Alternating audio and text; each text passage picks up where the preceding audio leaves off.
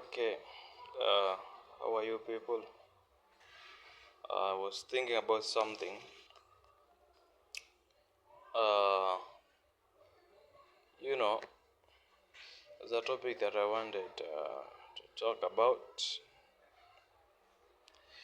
which is about, does the sensitive question, but does God exist? Okay, and I'm not going to deal with the particular question, but there's one thing that arises because, as you know, this debate is held. And one of the forms that God is presented is one of the best arguments for God is, a floating mind of some sort, because God is always proposed or is supposed to be a spirit. What that means, he doesn't have a physical body. He is a mind that exists without a brain somehow. But when you consider that, it's problematic, considering today's thermodynamics as we understand it. It's problematic. A mind cannot exist without a brain because processing information needs energy. Okay? So for a mind, a thinking mind, as a mind as we know it, for a mind to exist without a brain, it again has the laws of thermodynamics. Okay? So, I've watched a lot of debates with professors, having this debate, and as I've told you, the best argument for God is if he's, a spiritual being, a mind. Essentially, what I'm meaning by a spiritual being is a mind that exists without a physical brain. So, that is a good argument, but it's against the law of thermodynamics. To process information, to make decisions, you have to expand, use energy. Entropy has to increase because of thinking. Thoughts itself uh, need energy. Okay? You cannot have a brain suspended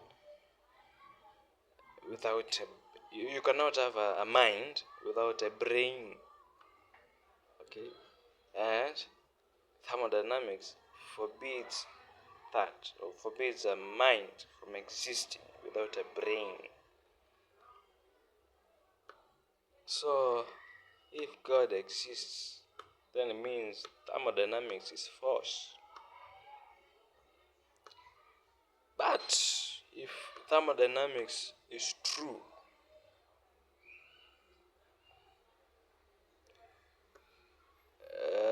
God does not exist or cannot exist. Okay? So these two principles are dialectically opposed, Christians or religion says that eternal life is possible, that is our main goal, eternal life. But thermodynamics tells us no, you can't have eternal life. Why? Because of entropy. Entropy in an isolated system. The universe is an isolated system. And entropy in an isolated system will always increase. That means all the energy in the world or in the universe will run out. So we can't have eternal life.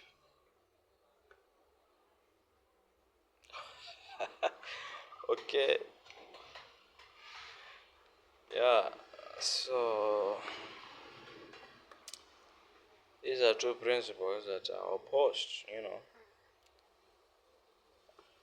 direct against each other. So both cannot be true. You can't truly believe in science or thermodynamics, to be particular, and be a good believer. You have to choose one. Okay? You will have to,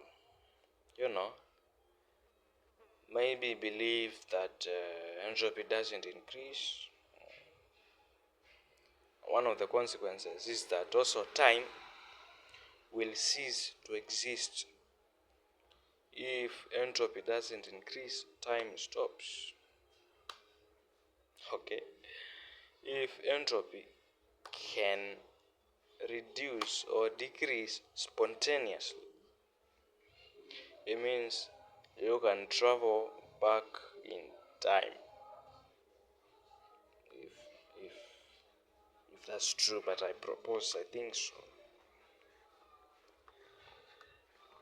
Because entropy essentially gives us the arrow of time. Okay, without entropy, we'll never tell what time it is. Without, some sand pouring out of a container, we can't measure time. Without a physical process, it's impossible to measure time, and that physical process is dependent upon entropy. Okay? Yeah, so God can't exist in a universe ruled by thermodynamics as we know them, especially first, second, and third laws of thermodynamics. Okay? But suppose thermodynamics is wrong. What does that mean? You can process information without spending energy. Okay? Then a brainless mind would exist. A real spiritual being could exist. A good example would be God. Okay? A being that lives without spending energy. A being that thinks and decides without spending a joule. Okay? So, thermodynamics don't go well with God and the promises of eternal life. It doesn't go well. Either one of them is true or false, but not both. Both can't be true. Okay? Only one can be true. Either thermo is right or it's wrong. And spirituality is right or wrong, because in an ideal thermodynamic world, spirituality cannot exist. You can't have demons living forever and spending no energy, just thinking without a brain. How? But if thermodynamics is wrong, then a mind can exist without needing a brain. If you get it. Okay? Either one is correct, but not both. The other day I asked ChatGPT, what are the consequences of, discovering that the laws of thermo are not just laws. Maybe it's what you have observed for a long time, and in many cases, but it's not what it is. There are exceptions. What if the laws of thermo are not final? And told me, you could live forever. You could have beings living, without brains, but thinking, processing information. You could have eternal life. Okay? you could move things with your mind. Yes, you think this camera should check, and it checks. It, while you are dead, actually. You can think, while you are dead, and things move. Okay. So, that's something to ponder. Something to ponder. Which one do you think is true? Death or life? Uh, you know, do you believe in the supremacy of death over life? Or do you believe the supremacy of life over death? You know, because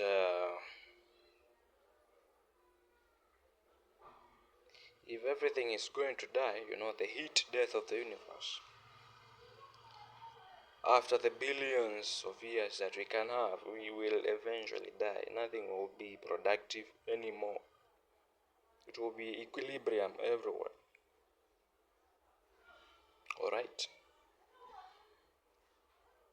So death rules over life. But if there is a caveat, we could live forever and prevent the heat death of the universe itself. Wow, that would be a big one. And we could live forever. And then life will be proclaimed as winner. Okay, you know, just some token of knowledge.